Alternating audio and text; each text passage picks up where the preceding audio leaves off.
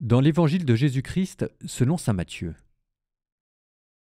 En ce temps-là, l'un des 12, nommé Judas Iscariote, se rendit chez les grands prêtres et leur dit : « Que voulez-vous me donner si je vous le livre ?» Ils lui remirent 30 pièces d'argent, et depuis, Judas cherchait une occasion favorable pour le livrer. Le premier jour de la fête des pains sans levain, les disciples s'approchèrent et dirent à Jésus : « Où veux-tu que nous fassions les préparatifs pour manger la Pâque ?» Il leur dit : « Allez à la ville chez un tel et dites-lui : le maître te fait dire, mon temps est proche. C'est chez toi que je veux célébrer la Pâque avec mes disciples. » Les disciples firent ce que Jésus leur avait prescrit et ils préparèrent la Pâque. Le soir venu, Jésus se trouvait à table avec les 12. Pendant le repas, il déclara : « Amen, je vous le dis, l'un de vous va me livrer. » Profondément attristés, ils se mirent à lui demander chacun son tour : « Serait-ce moi, Seigneur ?» Prenant la parole, il dit : « Celui qui s'est servi au plat en même temps que moi, celui-là va me livrer. Le Fils de l'homme s'en va, comme il est écrit à son sujet, mais malheureux celui par qui le Fils de l'homme est livré. Il vaudrait mieux pour lui qu'il ne soit pas né, cet homme-là. » Judas, celui qui le livrait, prit la parole. « Rabbi, serait-ce moi ?» Jésus lui répond : « C'est toi-même qui l'as dit. »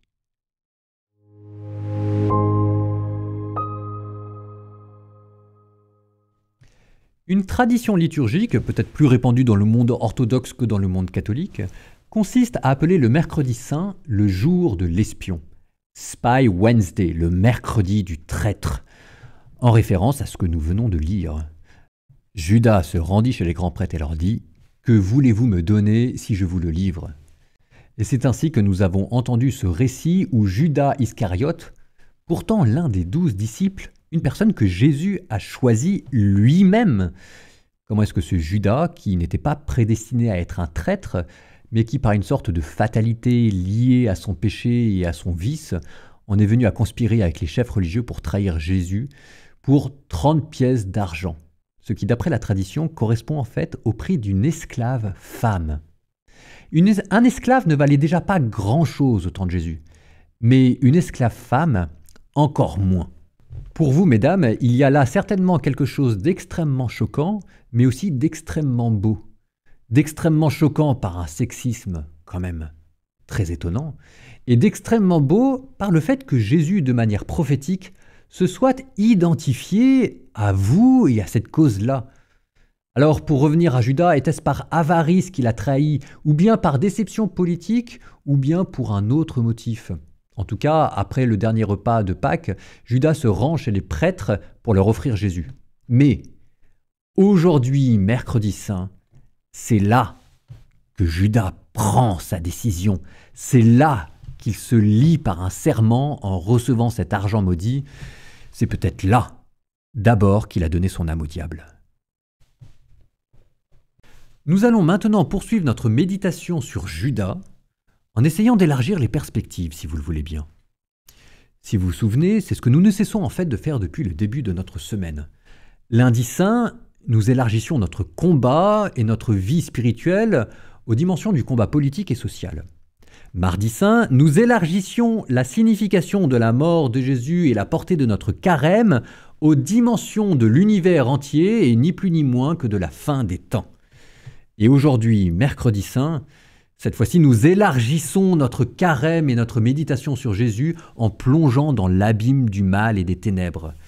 Parce que ce que nous explorons avec la trahison de Judas, c'est en fait le sommet de l'horreur morale. Certainement, nous avons tous subi, vous comme moi, notre lot dans notre vie de souffrances, d'épreuves et de méchanceté. Mais, d'après la Bible, et je trouve cela à la fois très beau, très juste et aussi un peu effrayant, le sommet du mal, le sommet du péché, le pire de la méchanceté, c'est la trahison. Il n'est pas faux de dire que la trahison de nos proches, parfois même sur des petites choses, nous fait plus souffrir que la grande méchanceté des gens qui nous sont éloignés.